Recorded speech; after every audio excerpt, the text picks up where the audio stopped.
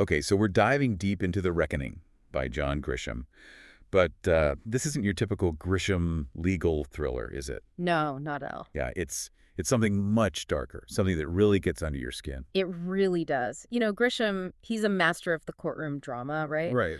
But here, he kind of steps outside of that familiar territory. It's like he's exploring something much deeper about human nature. And it all starts with this really unsettling crime.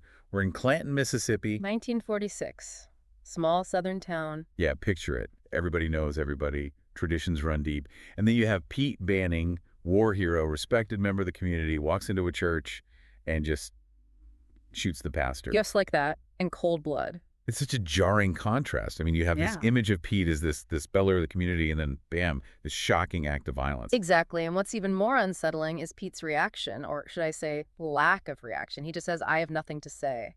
And that's it. That silence hangs over the entire book, doesn't it? It's Yep. like this giant question mark. Why? What could possibly drive a man like him to do something so horrific and then just clam up completely? It's like he's built a wall around himself, and he's not letting anyone in. And you can imagine what that does to his family.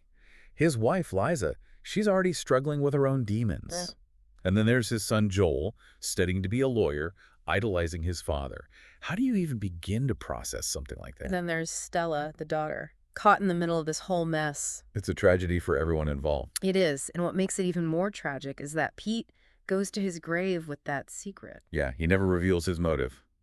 So we're left with this unsettling mystery. But to really understand the man behind the crime, we need to understand the events that shaped him. And that's where the story takes us back to World War II. To the Pacific Theater. Yeah, and we're not just talking about any war here. This is brutal, hand-to-hand combat. It was a different kind of war. Absolutely. Yeah. And we learned that Pete's heroism, it wasn't just some, made-up story. I mean, he earned the Silver Star for taking out a Japanese machine gun nest. Yeah. Single-handedly. Saved countless lives. But that kind of heroism comes at a price. Oh, absolutely. Grisham, he doesn't shy away from the horrors of war. He really doesn't. He throws us right into the thick of it with Pete. We experience the Bataan Death March, the POW camps, the constant threat of death. It's heavy stuff. And it really starts to make you think, how could anyone come back from that unchanged? I mean, thousands died on that march. Yeah. From exhaustion, disease, or just, outright brutality. It's hard to even imagine. And then to escape a POW camp on top of that. Right. And then join the guerrilla fighters in the Philippines. Talk about a pressure cooker. Yeah, I mean, years of living with that kind of constant danger. Seeing that level of violence. It changes you. Has to, right. And in Pete's case, well, it seemed to harden him. Yeah, you get that sense from the way he's described. He's stoic, emotionally distant. Even before the murder, really. Right, even before. And, that strong sense of honor he has, Yeah. could that be a way of coping? Trying to maintain some sort of order in a world that's completely gone mad. It's an interesting thought. Like he's clinging to that sense of right and wrong. Because maybe everything else just feels too chaotic. Exactly. So we're starting to see how the war could have played a role in what happened later. Yeah, but it's not a simple cause and effect, is it? No, definitely not. It's more like the war, it created this pressure cooker inside of him. Right. All this rage and trauma just simmering below the surface. And he never really dealt with it, never really processed it. And that's what makes this book so compelling. Because Yeah. it's not just about, oh, this happened, so that happened. It's about how trauma can warp your whole worldview. The way you see the world, the way you see people. And ultimately, the choices you make. It makes you think about the broader impact of war, too, right? Oh, absolutely. Not just on the soldiers, but on their families. Everyone they come home to. Exactly. Because how do you come back from something like that and just slip back into everyday life? Yeah, like nothing happened. Like you haven't been through hell and back. We often glorify war heroes. Right. But do we ever really acknowledge what they've gone through? The psychological toll it takes. It's like we expect them to come back whole. But that's just not realistic, is it? Not at all. And that brings us back to this central mystery of the book, right? The big question. We've seen the crime. We've seen the horrors of war. But we still don't know why. What was it about Reverend Bell that pushed Pete over the edge? What was the final straw?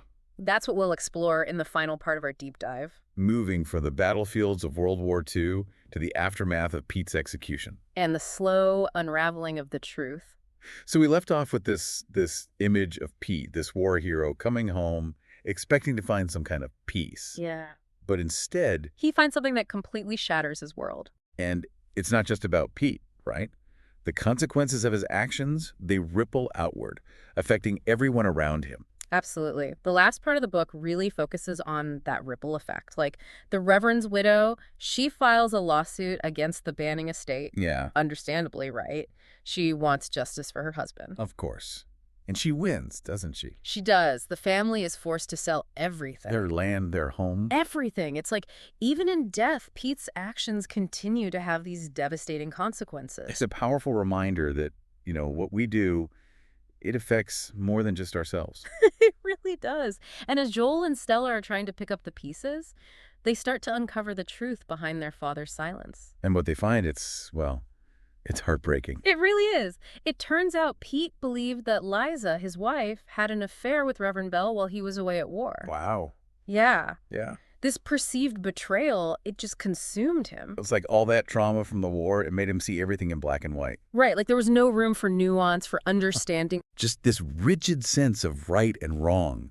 And this is where it gets really tragic, because it seems like Pete's belief, it wasn't even based in reality. It wasn't. Liza, she was struggling with her own mental health issues at the time. Right. And she wasn't able to defend herself against these accusations. So Pete was just left to stew in this misguided rage. And it ate away at him, built these walls around himself. And those walls, they became his prison, in a way. Exactly. Cutting him off from the people who cared about him the most. It makes you wonder if he'd been able to open up, to talk about what he was going through.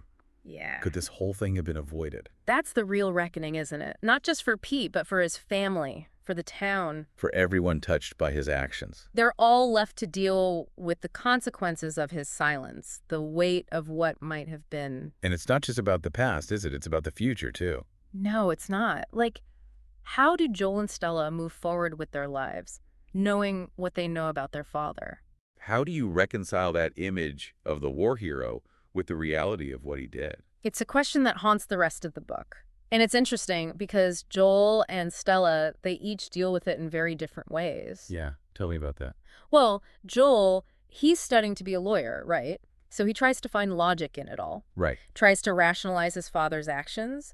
He throws himself into his studies, seeking order in a world that suddenly feels chaotic. Makes sense. But Stella, she takes a different path.